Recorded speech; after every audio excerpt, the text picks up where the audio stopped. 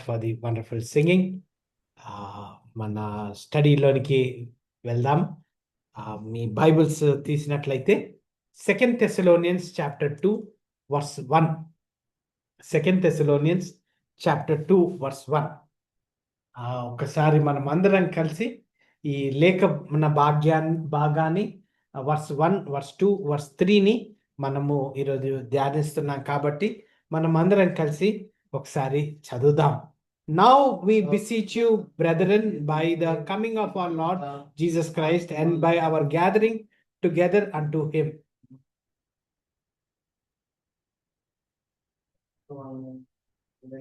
Second verse.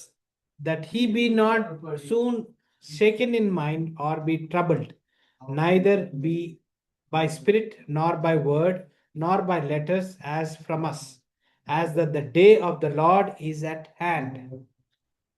Third verse. Let no man deceive you by any means, for the day shall not come, except there come a falling away first, and that man of sin be revealed, the son of perdition. So ఈ 3 వచనాల మీద మనము verse by verse study చేయబోతున్నాం. అయితే ఇక్కడ screen తట్టు గమనించినట్లయితే ఇక్కడ ఈరోజు మాట్లాడబోయే అదేంటి సర్మన్గా టైటిల్గా మనము గమనించినట్లయితే ఇక్కడ it says standing firm in the last days, అంటే అంత్య దినాలలో ఎలాగా మనము బలంగా how can we stand firm అనేదిగా మనము చూస్తున్నాం. అదేంటి దాని విషయంలో మనం ఈరోజు ధ్యానించబోతున్నాం. అయితే ప్రపోజిషన్ స్టేట్మెంట్ అంటే ఈ స్టేట్మెంట్లో ఈ వాక్యాన్ని నుంచి నేను ఏం నేర్చుకోగలుగుతాను లేతే నాకేంటి అనేదిగా గమనించినట్లయితే మెయిన్ కీ పాయింట్గా believers can stand firm in the last days because God's words comfort us with Christ coming, warn us against false doctrine, and assure us of God's prophetic program. So మా బిలీవర్స్గా మనము యేసుక్రీస్తు తిరిగి వస్తున్నాడు అనే hope, that is the blessed hope. ఆ నమ్మకం మీద మనము ఎప్పుడైతే దృఢంగా నిలబడి ఉన్నామో అదే టైంలో ఫాల్స్ డాక్ట్రిన్, తప్పుడు బోధల నుంచి ఎలాగా మనము తప్పించుకోవడము, లేకపోతే వార్నింగ్ విన్నగానే అరే ఇది వాక్యానుసారంగానే ఉందే అని కాకుండా ఏ విధంగా మనల్ని కాపాడుకోగలుగుతాం వాక్యానుసారంగా, అతని బోధల్ని అతని లేఖనాల్ని ఏ విధంగా క్షుణ్ణంగా మనము నేర్చుకుంటూ దాన్ని పాటిస్తూ ఏ విధంగా మనము బలంగా దృఢంగా మనము అదేంటి దృఢపడగలుగుతాం అనేది ఈజ్ వాట్ ది ఈరోజు మన యొక్క సర్మన్గా ఉంది. అయితే ఫస్ట్ పాయింట్ని గమనించినట్లయితే the comfort of Christ coming, verse 1 నుంచి the comfort of Christ coming, verse 2ని గమనించినట్లయితే the confusion of false doctrine, తర్వాత 3 లాస్ట్ పార్ట్గా గమనించినట్లయితే the certainty of God's prophetic programme. అంటే ఫస్ట్ వర్స్గా గమనించినట్లయితే యేసుక్రీస్తు వస్తున్నాడు అనేది ఫస్ట్ వర్స్లో ఎలాగైతే కంఫర్ట్గా మనకు చెప్పబడ్డదో, సెకండ్ అండ్ థర్డ్ వర్స్లో గమనించినట్లయితే కన్ఫ్యూజన్ లేకుండా ఏ విధంగా అయితే పౌలు తెస్సలోనియ సంఘానికి లేకపోతే ఇప్పుడున్న 21st century సంఘానికి బోధిస్తున్నాడో దాని విషయము, తర్వాత లాస్ట్గా certainty of God's prophetic programme, ఏదైతే మోషే నుంచి జెనసిస్ నుంచి రెవల్యూషన్ దాకా యెహోవా అదేంటి అతని ప్రాఫిట్స్ ద్వారా మాట్లాడడం మనం గమనించాం. ఒకటేమో ప్రాఫెసీ అనగానే ఇమీడియట్గా అది జరిగేది. కొన్ని ప్రాఫెసీస్ ఎలా ఉన్నాయంటే ఫ్యూచర్, అంటే యేసుక్రీస్తు గురించి మొత్తము 300 సార్లు 300 స్క్రిప్చర్ రెఫరెన్సెస్ ఉన్నాయి. అతని మొదటి రాకడ గురించి 100 సార్లు, రెండో రాకడ గురించి 300 సార్లు. అయితే ఆల్మోస్ట్ 100 బైబిల్ రెఫరెన్సెస్ ఆల్రెడీ అతని నెరవేర్పు గురించి ఆల్రెడీ చెప్పబడ్డాయి. ఐజియా ప్రవక్త అన్నా, జెరెమయా ప్రవక్త అన్నా, మోషే ప్రవక్త అన్నా, దావీదు అన్నా కానీ ఇలాగా రెవల్యూషన్ చేయబడ్డది, అంటే ఇలాగా ప్రవచింపబడ్డది. కానీ 100 సార్లు వాక్యానుసారంగా అవి ప్రూవ్ అయ్యాయి. ఇంకా 200 సార్లు అతను రాబోతున్నాడు అని ఇంకా ప్రూవ్ అవ్వబోతున్నాయి. కానీ ఆ ప్రూవ్ అయ్యే టైం దాకా మనము ఎంత జ్ఞానవంతంగా ఆత్మీయంగా బలపరుస్తూ మన మన ఆత్మీయతను కాపాడుకుంటూ, ఎక్కడి నుంచి రాంగ్ డాక్ట్రిన్ నుంచి, తప్పుడు బోధల నుంచి కాపాడుకుంటూ మనము ఏ విధంగా అతని ప్రేమను ఇతరులకి కనపరిచి వారిని కూడా రక్షణ మార్గంలోనికి తీసుకొని వచ్చి వారికి కూడా యేసుక్రీస్తులో ఉన్న ప్రేమను, యేసుక్రీస్తులో ఉన్న ఆధిక్యతను ఎలాగా కనపరచాలో అనేది is what our Christian life is all about. So believers can stand firm in the last days. అంచె దినాలలో రక్షింపబడిన మనము దృఢంగా నిలబడచ్చు. ఎందుకు అంటే వాక్యం మనల్ని కంఫర్ట్ ఇస్తుంది కాబట్టి. ఎందుకు కంఫర్ట్ ఇస్తుంది? అతను రాబోతున్నాడు, అతను త్వరలో రాబోతున్నాడు. కానీ అతను వచ్చేది టైం పడుతుంది కాబట్టి ఆ టైంలో సాతానుడు ఏం చేస్తున్నాడంటే తప్పుడు బోధనలు, కన్ఫ్యూజన్స్ని, తర్వాత ఇదేంటి తారుమారు మైండ్ని సైకలాజికల్గా డిస్టర్బ్ చేసి అదేంటి అతన్ని నమ్మకుండా అతని నుంచి దూరంగా ఉండేటట్టుగా, అతన్ని నమ్మిన వారు అతన్ని నమ్మకాన్ని వారు పోగొట్టుకునేటట్టుగా సాతానుడు వారిని మబ్బి పెడుతున్నాడు. కాబట్టి ఆ మబ్బు నుంచి ఎవరైతే ఆల్రెడీ దూరమై ఉన్నారో వారిని కాపాడుతూ వారిని అక్కడి నుంచి బయటికి రావడానికి అదేంటి వాక్యమే సహాయపడుతుంది, వేరేదేం కాదు. సో ఆ వ్యక్తిని గుర్తుపట్టడం ఒక ఎత్తు అయితే, ఆ తప్పుడు బోధని గుర్తుపట్టడం ఒక ఎత్తు అయితే, మనల్ని మనం కాపాడుకోవడం, మన ఆత్మీయతను కాపాడుకొని ఆ వ్యక్తికి కూడా అయా వాక్యం ఇలా చెప్తుంది, పౌలు ఇలా బోధించాడు, పాత నిబంధన గ్రంథాలు ఇలా బోధిస్తున్నాయి, కానీ ఎందుకు మనం ఇలాగ నమ్ముతున్నాము అనేది ఒక క్లారిటీ కోసం అనేది మనము గమనిస్తున్నాం. అయితే ఈ 2 థెస్సలోనియన్ లెటర్లో మనము గమనించినట్లయితే చాలాసార్లు మన జీవితంలో అన్సర్టనిటీ అనేది ఉంటుంది. సపోజ్ డయాగ్నాస్టిక్ రిపోర్ట్స్ తీసుకున్నాం అనుకోండి, సడన్గా రిపోర్ట్స్ డిఫరెంట్గా వచ్చాయంటే సడన్గా భయపడిపోతాం. సపోజు అంతా మంచిగా ఉండే టైంలో సడన్గా ఒక ఫోన్ కాల్ వచ్చి మనకు ఎంతగానో ప్రేమించున్న వ్యక్తి చనిపోయాడంటే సడన్గా మనకు షాక్కి గురి అవుతాం. ఇది రెగ్యులర్, నార్మల్. ఒక వ్యక్తి ఏదైతే ఎక్స్పెక్ట్ చేయని టైంలో అన్ఎక్స్పెక్టెడ్గా ఏదైనా న్యూస్ వచ్చిందంటే, కొన్నిసార్లు సడన్గా ఫైనాన్షియల్ లాసెస్ వచ్చినా కానీ అరే ఏమవుతుంది నా ఫ్యూచర్, నేనేమైపోతాను అనేది ఒక భయక్రాంతానికి మనము గురి అవుతాం. అయితే ఇవన్నీ ఇమోషన్స్కి, మన ఇమోషన్స్ని టెస్ట్ చేస్తాయి. అలాగనే మన రక్షణని, మన ఫెయిత్ని కూడా టెస్ట్ చేస్తాయి. ఆ టైంలో ఏమవుతుందంటే అరే ఇది దేవుడు ఎందుకు ఇలా చేశాడు, నేను దేవుడిని నమ్ముతున్నాను కదా, ప్రార్థిస్తున్నాను కదా, వాక్యాన్ని చదువుతున్నాను కదా, సంఘానికి వెళ్తున్నాను కదా, నాకే ఎందుకు కావాలా ఇది అని మన నమ్మకాన్ని కూడా కొన్నిసార్లు షేక్ అయిపోతుంది. హిస్టరీలో గమనించినట్లయితే ఎక్కువగా pastors, believers, Bible teachers, missionary జీవితాలని హిస్టరీ గమనించినట్లయితే, అంటే ఒక 30 ఏళ్ళు లేదా 20 ఏళ్ళు, 30 ఏళ్ళు, 50 ఏళ్ళు టైం హిస్టరీని గమనించినట్లయితే చర్చ్ హిస్టరీలో ఎక్కువగా బైబిల్ని బోధించేవారు పాస్టర్స్ అన్నా, బైబిల్ టీచర్స్ అన్నా, మిషనరీస్ అన్నా, లేకపోతే ఎవాంజలిస్ట్ అన్నా, ఎక్కువగా బిలీవర్స్ జీవితాలలో పిల్లలకి ఏమన్నా అయిందంటే వారికి ఏమైతే ఏం కాదు, కానీ ఎప్పుడైతే పిల్లలకి ఏమన్నా జరిగిందంటే వారు యెహోవానే ద్వేషించి, దూషించి, క్రైస్తత్వాన్ని వదిలిపెట్టి వెళ్ళిపోయిన వారు ఎంత మందో ఉన్నారు.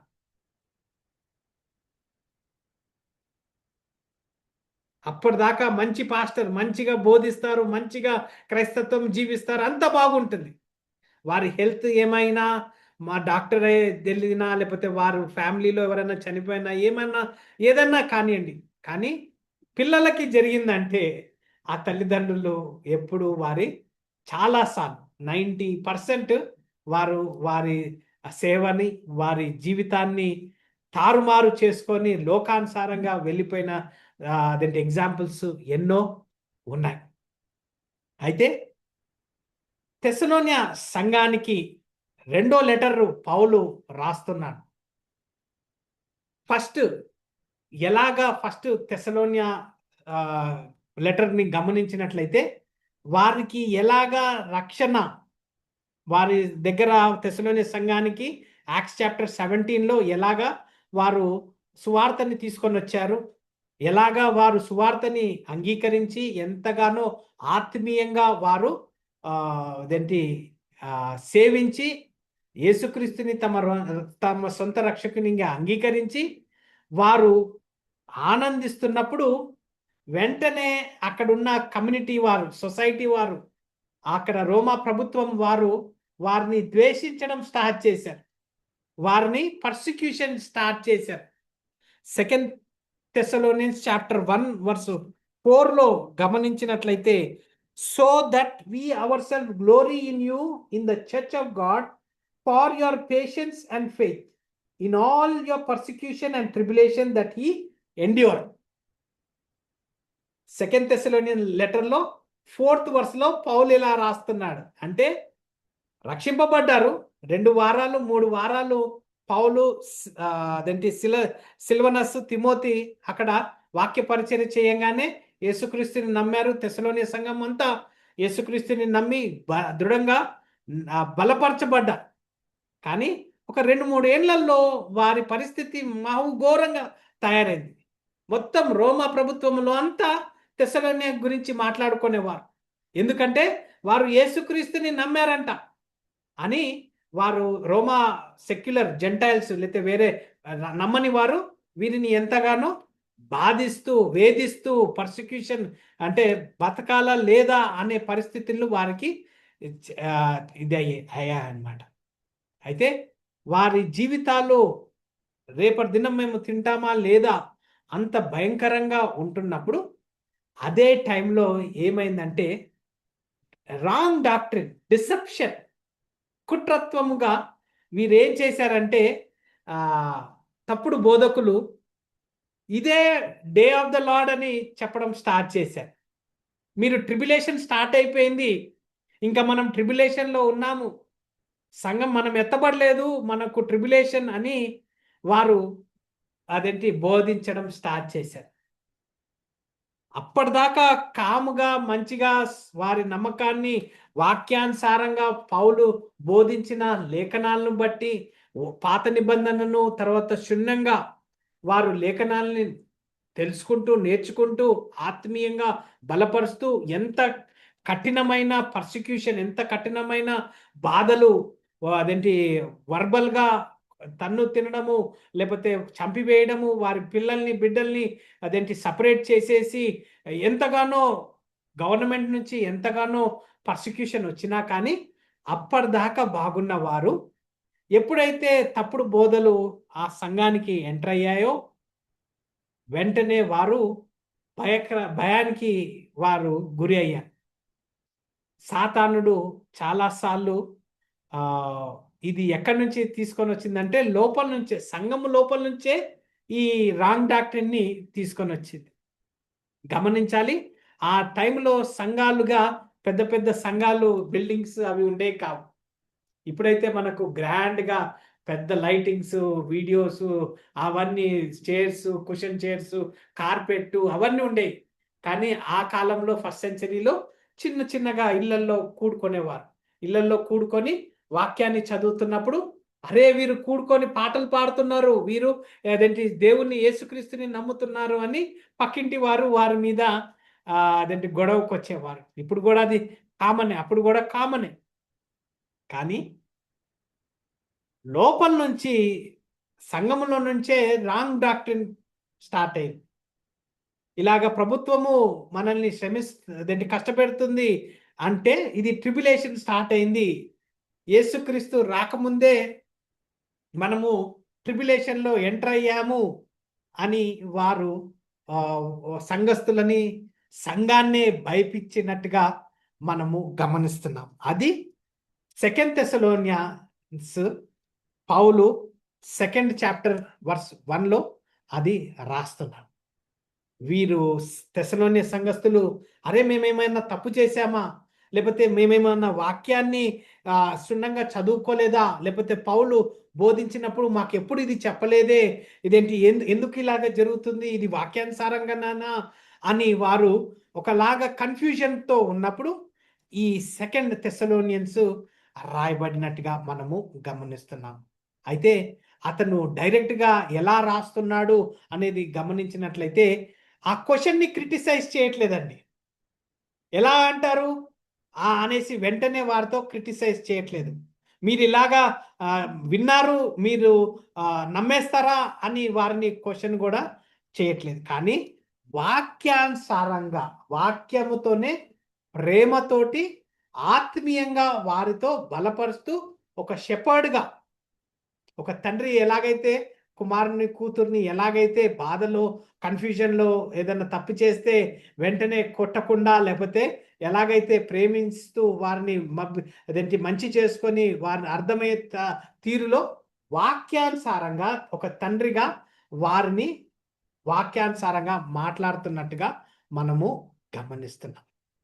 అయితే అక్కడ చాలా మంది స్పెక్యులేషన్ చేసిన వారుగా ఉన్నారు. స్పెక్యులేషన్ అంటే ఇది కరెక్ట్ అయితే ఓకే, ఇది రాంగ్ అయితే ఓకే, అంటే రెండు కాళ్ళు, ఇటు ఒక కాలు లోకాన్ సైడ్, ఇటు ఒక కాలు వాక్యాన్ సైడ్ అనేదిగా అలాంటి వారితో కూడా ఇక్కడ పౌలు మాట్లాడుతున్నట్టుగా మనము గమనిస్తున్నాం. Verse 1, the coming of Christ, the comfort of Christ coming.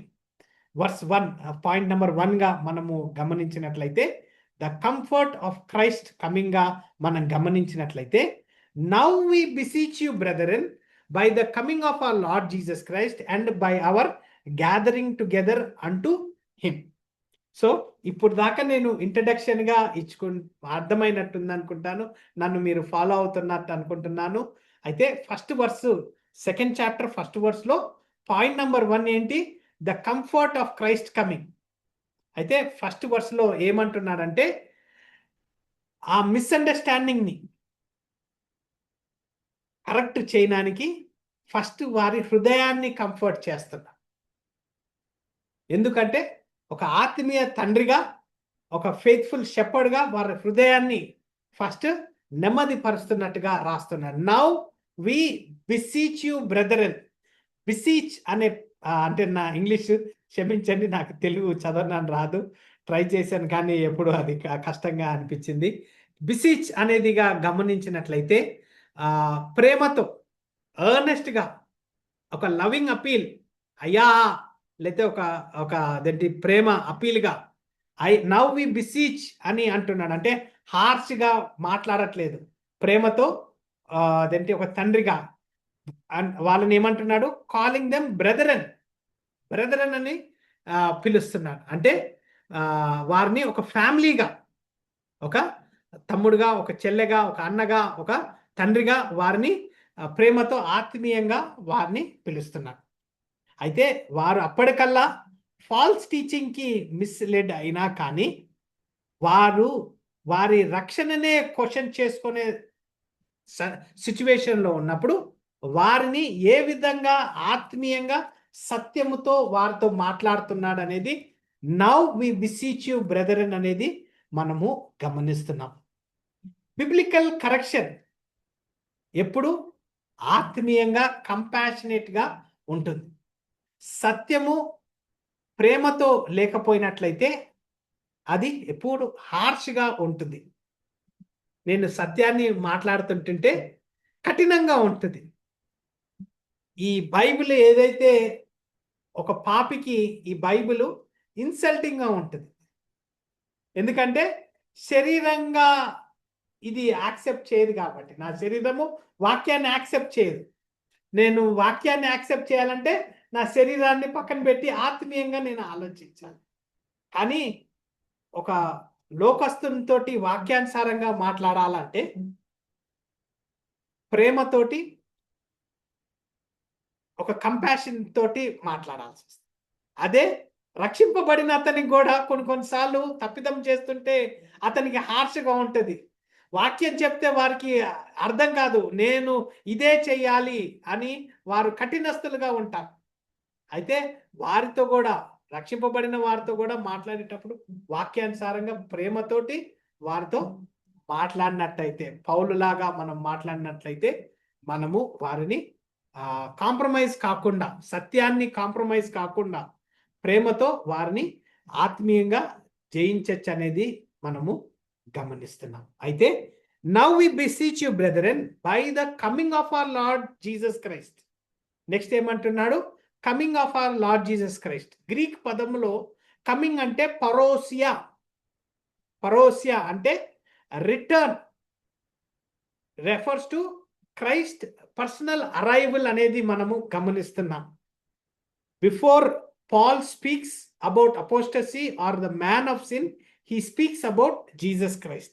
అంటే అతను ముందుగానే ఆ రాంగ్ డాక్ట్రిన్ని, ఆ రాంగ్ టీచింగ్ని కన్ఫ్రంట్ చేసేటప్పుడు దానికంటే ముందుగా యేసుక్రీస్తు తిరిగి వస్తున్నాడు, మళ్ళా వస్తున్నాడు, తిరిగి రాబోతున్నాడు అనేది ఒక నిర్ధారణ అక్కడ తీసుకొని వస్తున్నాడు.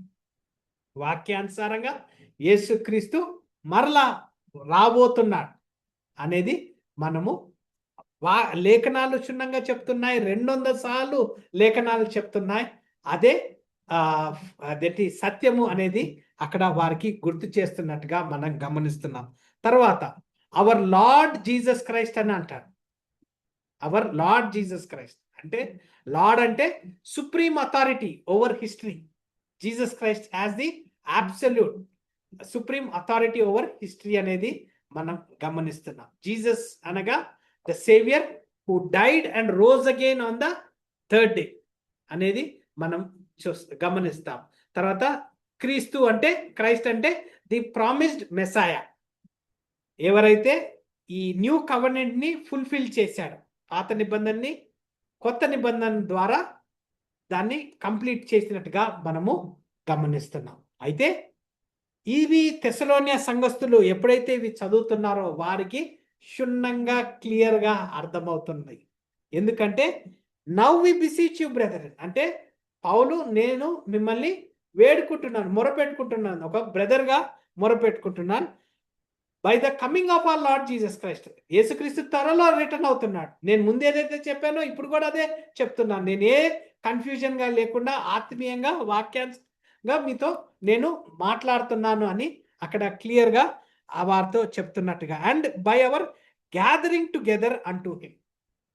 బై అవర్ గ్యాదరింగ్ అంటే తర్వాత ఏం మాట్లాడుతుండో, he's adding by our gathering together unto him. అంటే మన నమ్మకం ఏదైతే ఉందో ఇంకా అలాగనే ఉంది. It is never change. యేసుక్రీస్తు రాబోతున్నాడు. That is our joy, that is our blessed hope అని వారికి మళ్ళా గుర్తు చేస్తున్నాం.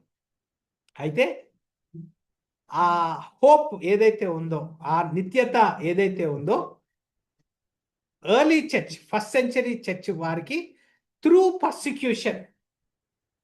పర్సిక్యూషన్ ఇప్పుడు కూడా సంఘము పర్సిక్యూషన్ లో పోతుందంటే అబ్సల్యూట్లీ పోతుంది. సంఘానికి లోకము ఏకీభవించదు. సంఘానికి లోకానికి పొత్తు లేదు. చాలాసార్లు లోకాన్ని నుంచి సంఘంలోనికి వచ్చినప్పుడు సంఘము కూడా లోకానుసారంగా ఉండాలని మన మ్యూజిక్, మన స్టైల్స్, లైటింగ్, డ్రెస్సింగ్ సెన్స్, మన మాట, మన నడవడిక అంతా అలాగా చేసుకొని ఇదే సంఘము అని మనలాగా చేసుకుంటున్నాం. అయితే ఇక్కడ గమనించాలి, సంఘానికి లోకానికి పొత్తు లేదు. కానీ యేసుక్రీస్తు ఆ సంఘానికి రక్తాన్ని చెందించి అతను మరణించి 3వ దినాన పునరుద్ధానుడై లేచి ఆ రక్తము, అతని రక్తాన్ని చిందించిన ద్వారా మనం ఎప్పుడైతే యేసుక్రీస్తుని నమ్ముతామో తమ సొంత రక్షకునిగా మన పాపాలు క్షమించబడి we are part of the church. అయితే లోకము సంఘాన్ని ఎప్పుడు ద్వేషిస్తుంది, ఎప్పుడు పర్సిక్యూట్ చేస్తుంది అనేది మనము మర్చిపోవద్దు. That is part and parcel అనేదిగా మనము గమనిస్తున్నాం. కానీ ఎవరైతే బిలీవర్స్గా సంఘస్థులుగా మనం ఉన్నామో మన నిత్యత ఏంటంటే అతను తొందరగా రాబోతున్నాడు, తొందరగా వచ్చి మనల్ని అతనితో పాటు తీసుకొని వెళ్తాడు అనేది that is what we see. అయితే ఈ ఫస్ట్ వర్స్లో వారి నమ్మకాన్ని దృఢపరుస్తూ ఈ రెండో వర్డ్లో గమనించినట్లయితే ఈ రెండో వర్డ్లో ఏమంటున్నాడంటే the confusion of false doctrine ని ఇక్కడ మాట్లాడుతున్నాడు. ఆ కన్ఫ్యూజన్ ఏదైతే వేరే సంఘస్థులు లేకపోతే తప్పుడు బోధకులు వారి సొంత జ్ఞానముతో వాక్యాన్ని తెలుసుకోకుండా వారి తలంపులతో వారికి ఆలోచనతో సొంత తలంపులతోటి వారు మాట్లాడిన కన్ఫ్యూజన్ని ఏదైతే తీసుకున్నారో రెండవ వచనంలో మనం గమనిస్తున్నాం. That he be not soon shaken in mind or be troubled, neither by spirit nor by word nor by letters as from us, let no man deceive you by any way. అంటే అక్కడ షేకెన్ in mind, షేకెన్ in mind అంటే ఏదైనా సన్నివేశం జరిగిందంటే వెంటనే మన mind effect అవుతుంది. ఏదైనా జరగరాంది విన్నామంటే వెంటనే అయ్యో అని అనిపిస్తుంది. ఏదైనా ఫస్ట్ ఏదైనా చూసినా ఏదైనా చేసినా ఫస్ట్ మనం సైకలాజికల్గా అటాక్ చేయడం మనం చూస్తాం, సైకలాజికల్గా డిస్టర్బ్ అవుతాం. అయితే సాతానుకు ఇది క్లియర్గా తెలుసు. ఎప్పుడైతే మైండ్ని అటాక్ చేశాడో ఆటోమేటిక్గా మిగతా అన్నీ డిస్టర్బ్ అవుతాయి. మన తలంపులు ఇదయ్యాయంటే మన హృదయము నుంచి మన నోటి నుంచి మాటలన్నీ డిఫరెంట్గా, మన యాక్షన్స్ అన్నీ డిఫరెంట్గా తయారవుతాయి అనేది సాతానునికి క్లియర్గా తెలుసు. అయితే ఇక్కడ దట్టి పౌలు ఏమంటున్నాడు సెకండ్ వర్స్లో, మీరు you do not shake, you do not be afraid, you do not be troubled అని మాట్లాడుతున్నాడు. అంటే ట్రబుల్డ్ అంటే అలార్మ్, ఫ్రైటెడ్, భయపడ్డం అనేది అక్కడ చెప్తూ అక్కడ ఏమంటారు ఇంకొక 3 మాటలు అక్కడ వాడుతున్నాడు. అక్కడ by the spirit, by the word, by the letters, as from us అని మనం గమనిస్తున్నాం. బై ద స్పిరిట్ అంటే someone may have proclaimed to receive a special revelation from God, but every spiritual claim must be tested by the return word. ఇక్కడ రెండో వచనంలో తెలుగులో ఎలా ఉందో నాకు తెలియదు, కానీ అక్కడ బై స్పిరిట్ అంటే ఏదన్నా మీరు విన్నారంటే లేఖనాల్ని చదివి అది కరెక్టా కాదా అని నిర్ధారించే బాధ్యత మీది. ఇప్పుడు మీరు ఏదైనా కొత్త బోధన విన్నారంటే అది లేఖనానుసారంగా ఉందా లేదా అనే నమ్మేక ముందు మీరు నిర్ధారించాలి. నా మాటలు వింటున్నా కానీ ఇప్పుడు మీరు ఇది కరెక్టా కాదా అనేది. అయితే బై ద స్పిరిట్ అని అంటున్నాను. అంటే ఏదైతే మీరు విన్నారో, ఏదైతే నా నుంచి పౌల్ నుంచి విన్నారో that is spiritual claim and it has to be tested by the word of God. తర్వాత ఇంకొక రెండో వర్డ్ బై వర్డ్ అని మాట్లాడుతున్నాడు. వర్డ్ అంటే ఏంటి? ఏదైతే అదేంటి టీచింగ్, ఏదైతే పౌలు వారికి బోధించాడో ఆత్మీయంగా అథారిటేటివ్గా వారికి బోధింపబడ్డదు. తర్వాత బై లెటర్స్ ఫ్రమ్ అస్ అంటే ఫస్ట్ థెస్సలోనియన్స్ లెటర్ పౌలు రాసి వారిని ఎంకరేజ్ చేశారు. సో అలాంటి వచనాలు ఏవైతే వచ్చాయో ఏదన్నా కాంట్రడిక్ట్ అవుతుందా అని థెస్సలోనియ సంఘానికి సెకండ్ థెస్సలోనియన్స్ లెటర్స్లో వారికి క్లియర్గా రాస్తున్నారు. అయితే టైమ్లెస్ ప్రిన్సిపల్ ఏంటి అంటే ఫస్ట్ సెంచరీ టైంలో వాక్యము ఏదైతే పౌలు రాశాడో ఇప్పుడు కూడా మనకు అదే వాక్యము మనము చదువుతున్నాం. అయితే ఈ వాక్యాన్ని మనం చదివేటప్పుడు ఎక్కడన్నా కొత్త బోధన విన్నా, ఎక్కడన్నా కొత్త మార్పు చెందిన కంపల్సరీ వాక్యాన్ని నుంచి మనము దాన్ని నిర్ధారించాలనేది మనము గమనిస్తున్నాం. సారీ టైం అయిపోతుంది, కానీ అక్కడ సెకండ్ వర్స్లో let no man deceive you by any means మనకు వాక్యము యెహోవా నుంచి వచ్చింది. అయితే వాక్యాన్ని బోధించేవారు by faith they teach through the authority of the Holi Spirit. నేను మీతో ఇక్కడ నిలబడి ఉన్నానంటే it is by the grace of the Holi Spirit. నా సొంత శక్తి కాదు. ఈ మాటలు నా నోటి నుంచి వస్తున్నాయంటే it is only by the Holi spirit. కానీ నేను నా సొంత శక్తితో కూడా నేను మాట్లాడగలుగుతా. ఎట్లాగా? ఎప్పుడైతే అదేంటి రాంగ్ డాక్టర్, దాన్ని అదేంటి తప్పుడు బోధనలు చాలా ఫాస్ట్గా ఇంక్రీజ్ అవుతాయి. తప్పుడు బోధనలు చాలా ఫాస్ట్గా స్ప్రెడ్ అవుతాయి. కానీ వాక్యానుసారంగా ఉన్నప్పుడు, వాక్యానుసారంగా మనం చదువుతున్నప్పుడు, ఆత్మీయంగా ఎదుగుతున్నప్పుడు కంపల్సరిగా మనము వాక్యాన్ని చదివి దాన్ని ఎగ్జామిన్ చేయాలి. దాన్ని ఇది కరెక్టా కాదా. బెరియా సంఘస్థులైతే ప్రతిరోజు వారు స్క్రిప్చర్ని వెతికి మరీ బోధించింది కరెక్టా కాదా అనేది మనం బెరియా సంఘస్థుల నుంచి మనము గమనిస్తున్నాం. థర్డ్ పాయింట్గా గమనించినట్లయితే the certainty of God's prophetic program. Third verse ఏమంటుందంటే, for the day shall not come except there come a falling away first and that man of sin be revealed the son of perdition అనేది మనం గమనిస్తున్నాం. అంటే first వర్స్లో ఆత్మీయంగా బలపరుస్తూ అదేంటి తప్పుడు బోధన నుంచి, డిసెప్షన్ నుంచి వారిని హెచ్చరిస్తూ ప్రేమతోటి ఇక్కడ that day shall not come అని రాస్తున్నాడు.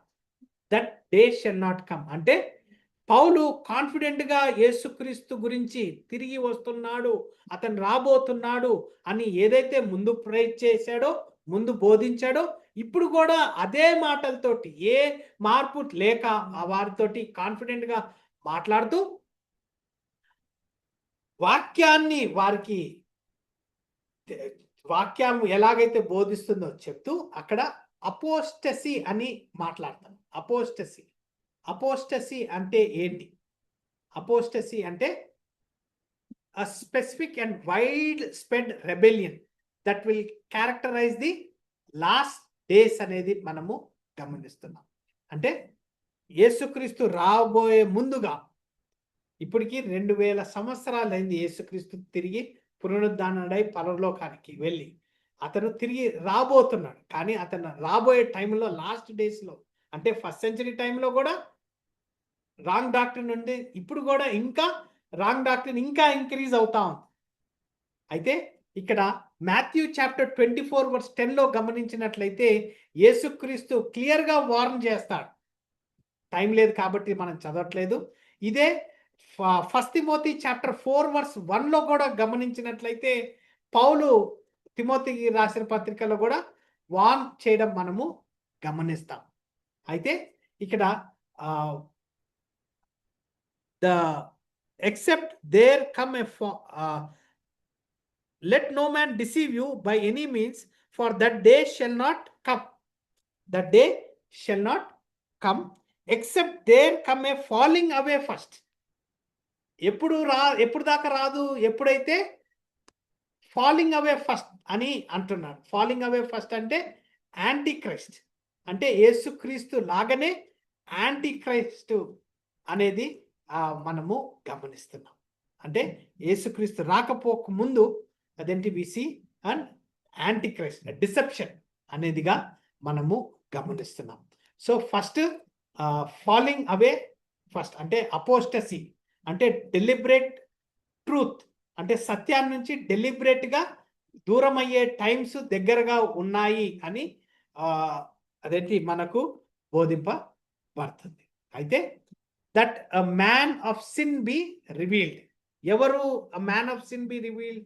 It is none other than Antichrist. వాక్యమే యాంటీక్రైస్ట్ గురించి చెప్పబడుతుంది. ఎవరు ఏంటి అనేది మనకు తెలీదు. కానీ ఎప్పుడైతే అదేంటి యేసుక్రీస్తు రా ముందు ఇదేంటి యాంటీక్రైస్ట్ అనేది మనము గమనిస్తున్నాం. నోటీస్, అక్కడ మ్యాన్ అనే మాటని మనం గమనిస్తున్నాం. అంటే ఆ మానవుడు ఎవరైతే ఉన్నాడో అతని తలంపులు పొలిటికల్ ఇన్ఫ్లుయెన్స్గా, తర్వాత అదేంటి గాడ్స్ అపాయింటెడ్ టైంలో అతను అదేంటి రాబోతున్నాడు అనేది కూడా మనము గమనిస్తున్నాం. తర్వాత ఆ మనిషి మ్యాన్ ఆఫ్ సిన్ అంటే సన్ ఆఫ్ ప్రిడిషన్ అని వాడుతున్నాడు, మ్యాన్ ఆఫ్ సిన్ అని కూడా వాడుతున్నాడు. అంటే మ్యాన్ ఆఫ్ సిన్ అంటే పాపము రెబెలియన్ నేచర్, అంటే ఆ వ్యక్తి యెహోవాని ద్వేషించే వ్యక్తి, యెహోవాని నమ్మని వ్యక్తి. తర్వాత మ్యాన్ ఆఫ్ ప్రిడిషన్, అంటే అతను అథారిటీని తీసుకొని, అతను గ్రేట్ అథారిటీని తీసుకొని దేవుణ్ణి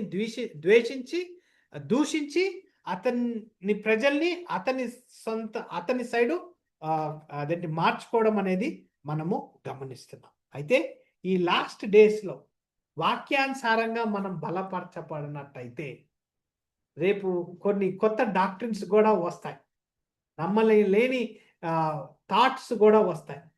ఇప్పుడైతే యూట్యూబ్స్ వచ్చేసాయి, చాలా మంది విచ్చలవిడిగా సువార్త బోధిస్తున్నారు, కానీ ఏది సత్యము ఏది అసత్యము అనేది మనము అదేంటి అంతా చెవులకు ఇంపుగా ఉంటుంది, వినడానికి ఇంపుగా ఉంటుంది. కానీ లాస్ట్ డేస్లో రివీల్డ్ అవుతుంది, sin be revealed, the son of perdition. అయితే అలాంటి టైంలో మనము జాగ్రత్తగా ఉండాలి అనేది మనము గమనిస్తున్నాం. సెకండ్ థెస్సలోనియన్స్లో తెస్సలోనియ సంఘస్థులు రక్షింపబడి ఆత్మీయంగా ఎదుగుతూ సడన్ గా ఈ తప్పుడు బోధలు వినంగానే అయ్యా యేసుక్రీస్తు వచ్చి వెళ్ళిపోయాడా, మేము ఎత్తబడలేదా, మేము పర్సిక్యూషన్లో ఉన్నామా అని అనుకుంటున్న టైంలో ఈ first verse, second verse, third verse రాస్తున్నారు. మీరు యేసుక్రీస్తు రావడానికి ఇంకా టైం పడుతుంది. ఎందుకు టైం పడుతుంది? ఇప్పుడు మనము వరల్డ్లో we are the largest populated country in the world. More than 8 billion people ఉన్నాం. 8 బిలియన్ పీపుల్లో ఎన్ని మంది రక్షింపబడ్డారు? బహుశా భారతదేశంలో 11% అనుకుందాం, బహుశా 12% అనుకుందాం. మిగతా వారందరు, మిగతా అదేంటి 89 మంది పర్సంటేజ్ ఏమయ్యారు? ఇంకా యేసుక్రీస్తుని నమ్మలేదు. వారు ఎప్పుడు నమ్ముతారు? ఎప్పుడైతే ఆ లాస్ట్ వ్యక్తి నన్ను క్షమించు దేవా, నన్ను రక్షించు దేవా అని అతనే డిలే చేస్తున్నాడు. సో అతను డిలే చేస్తున్నాడు కాబట్టి మనం ఇంకా సువార్తని చేయట్లేదు కాబట్టి ఆ లాస్ట్ వ్యక్తి దాకా మనకు టైం ఉంది. సో అది ఎప్పుడు జరుగుతుందో, బహుశా నెక్స్ట్ మూమెంట్ జరుగుతుండొచ్చు, రేపు జరుగుతుండొచ్చు, ఒక 10 ఏళ్ళ తర్వాత జరుగుతుండొచ్చు, నాకు తెలియదు. కానీ ఎప్పుడు జరుగుతుందో అది అతని టైంలో ఉంది. అయితే ఈ ప్రాఫిటిక్ ప్లాన్లో కంపల్సరిగా యేసుక్రీస్తు రాబోతున్నాడు. ఆ రాబోయే టైంలో కంపల్సరిగా యాంటీ క్రైస్ట్ రివీల్ అవుతాడు. కానీ అదేంటి ఆ టైంలో తప్పుడు బోధనలు కంపల్సరీ ఎక్కువగా ఉంటాయనేది మనము గమనిస్తున్నాం. అయితే ఈ టైంలో రక్షింపబడిన మనము ఏ విధంగా దృఢంగా ఉండగలుగుతామంటే పౌలు యొక్క answer first verse, second verse, third వర్స్లో క్లియర్గా తెస్సలోనియ సంఘస్థులకి ఎలాగైతే బలపరిచాడో వాక్యానుసారంగా మనకు కూడా 21st సెంచరీలో యేసుక్రీస్తు ప్రేమ ద్వారా మనల్ని కూడా బలపరుస్తున్నాడు. At the same time remember the church has to go through persecution. ఈ పర్సిక్యూషన్ అయితే కంపల్సరీ, ఎందుకంటే లోకము సంఘాన్ని ప్రేమించదు కాబట్టి. కానీ ట్రిబులేషన్ వేరు, పర్సిక్యూషన్ వేరు, ట్రిబులేషన్ వేరు. సో పర్సిక్యూషన్ సంఘానికి, ట్రిబులేషన్ ఎవరికి? ఎవరైతే యేసుక్రీస్తుని నమ్మలేదు. లాస్ట్ సర్మన్లో 1 Thessalonians chapter 1లో ట్రిబులేషన్ గురించి మాట్లాడాము. ఇప్పుడు పర్సిక్యూషన్, సంఘం పర్సిక్యూషన్ గురించి మనము మాట్లాడుతున్నాం. సో ఇక్కడ the comfort of Christ coming, the comfort of Christ coming, ఇది మన hope. That is the promise of Jesus Christ that he will come again. తర్వాత the second, the confusion of false doctrine. అయితే ప్రతి ఒక్క బోధన మనము విన్నప్పుడు లేఖనానుసారంగా మనము అది కరెక్టా కాదా అనేది మనము గమనించాలి. తర్వాత third point, the certainty of God's prophetic programme. అంటే God has revealed his plan and every promise he has made will be fulfilled in his perfect time. So ఆ టైం కోసము మనం వేచి ఉన్నప్పుడు మనము వీ నీడ్ టు బి అదేంటి ప్రేయర్ఫుల్గా, ప్రార్థనా జీవితంతో మనం ఒకరినొకరిని ఆదరించుకుంటూ, ఎంకరేజ్ చేసుకుంటూ, తెస్సలోనియ సంఘము ఎలాగైతే ఆ టైము, ఆ కన్ఫ్యూజన్ టైంలో ఆత్మీయంగా బలపడ్డారో, ఈ రోజు కూడా 21st సెంచరీలో మనం ఈ లేఖనాన్ని చదువుతున్నప్పుడు ఆత్మీయంగా బలపరుస్తారు అనేది this is what my prayer is. Yes, Jesus Christ is still the Lord. His word is still true, and his promises will never fail. So he is the same yesterday, today, and forevermore. So ఆ దినము దాకా we will stand firm in Christ, we will stand firm in his word, and we will stand firm in his faith. ఎందుకంటే ఎవరైతే promise చేశారో అతను తిరిగి తొందరగా రాబోతున్నాడు. సో అతని ప్రామిస్ ఎప్పుడు ఇట్ బ్రేక్ కాదు, he will come. Amen. I request reverend doctor Jayasekhar garu to come forward and close this session with a word of prayer and బెనెడిక్షన్.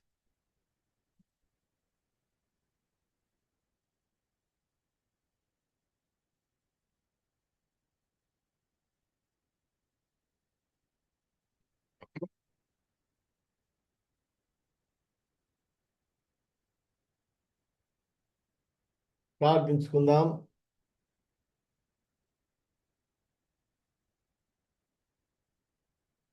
సజీవుడు అయిన మా పరలోకపు తండ్రి, చివరి దినాలను గురించి అలనాడు అపోస్తలుడైన పౌలు తెస్సలోనిక సంఘానికి ఏ విధంగా హెచ్చరిక చేశాడో ఇస్సాములోని దాసుని ద్వారా వివరంగా ఆ లేఖనములను ప్రభు మీరు వచ్చినప్పుడు సంఘం ఎలాగా ఉండాలా, కన్ఫ్యూజన్ లేకుండా దేవుని యొక్క వర్తమానం ముందుగానే మనకు స్పష్టంగా బయలుపరచబడింది. విశ్వాసులు జాగ్రత్తగా ఉండాలి అన్న సత్యాన్ని నీ దాసుని ద్వారా మాకు బయలుపరిచినందుకే స్తోత్రాలు చెల్లిస్తుంటున్నాం. అలాగనే మా ప్రభు అతి దినాలు ప్రభువుకు ఎలా సాక్షులమై ఉండాలో అన్న ఈ సత్యాన్ని బట్టి నీకు స్తోత్రాలు. సత్యమును నాయన మరి ఏ విధంగా ఈ అబద్ధపు బోధకులు, అబద్ధపు లోకాధికారి భ్రష్టత్వము సంభవించి నాశనపుత్రుడు బయలుపడితేనే కానీ ఆ దినము ప్రభు దినము రాదని నీ దాసుని ద్వారా బయలుపరిచినందుకే, తెలియపరిచినందుకే స్తోత్రాలు. నిన్ను నమ్మి రక్షణ పొందిన వారందరూ మీతో కూడా పరలోకంలో ఉండుటకు మీరు త్వరలో వచ్చి మీరున్న స్థలంలో మేము ఉండుటకు త్వరలో రానై ఉన్నావని ప్రభువా ఈ లేఖనము అపోస్తలుడైన పౌలు అలనాడు తెస్సలోనిక సంఘాన్ని ప్రోత్సహించినట్టుగా కూడా బలపరిచినట్లుగా కూడా మా గమనానికి తెచ్చినందుకు స్తోత్రాలు చెల్లిస్తున్నాం. కాబట్టి ఈ సత్యాన్ని బయలుపరిచిన పరిశుద్ధాత్మ శక్తిని బట్టి దేవునికి ఎల్లప్పుడూ కృతజ్ఞతలు చెల్లిస్తూ, ఆన్లైన్లో ఉన్నటువంటి వారిని ప్రభువా, ప్రార్థించిన వారిని బట్టి, ఆరాధించిన వారిని బట్టి ప్రభువానికి స్తోత్రాలు చెల్లిస్తూ, ప్రభువా మీరు వచ్చి పర్యంతము మేము ఎలా ఉండాలో ప్రభువా ముందుగానే నీ లేఖనం ద్వారా పరిశుద్ధాత్మ ద్వారా మమ్మల్ని మాకు బోధిస్తూ తెలియపరుస్తూ ముందుకు నడిపిస్తున్నందుకై నీకు స్తోత్రాలు చెల్లిస్తూ, ఈ దినమున నాయన వెత్తబడిన వాక్యం మా హృదయంలో పదిలపరచబట్టుకు సహాయం చేయమని ఈ కొద్దిన పూలు మా ప్రియ ప్రభును మా రక్షకుడైన యేసు ప్రభు దివినామున ప్రార్థించి వేడుకుంటున్నాం తండ్రి. ఆమేన్. ఆమేన్. మన తండ్రి అయిన దేవుని యొక్క ప్రేమయు, యేసుక్రీస్తు వారి యొక్క కృపయు, పరిశుద్ధాత్మ దేవుని యొక్క అన్యోన్య సహవాసము, ఆయన సన్నిధి, ఆయన ప్రేమించి సకల పరిశుద్ధులకి, ప్రత్యేకంగా గుడ్ న్యూస్ బ్యాప్టిస్ట్ అసెంబ్లీ ఆన్లైన్లో ఉన్న వారి కొరకును, ఆఫ్లైన్లో ఉన్న వారి కొరకు కుటుంబం ఆయన తిరిగి వచ్చి పర్యంతం ఇప్పుడు ఎల్లప్పుడు సదాకాలము తోడైనను గాక. ఆమెన్.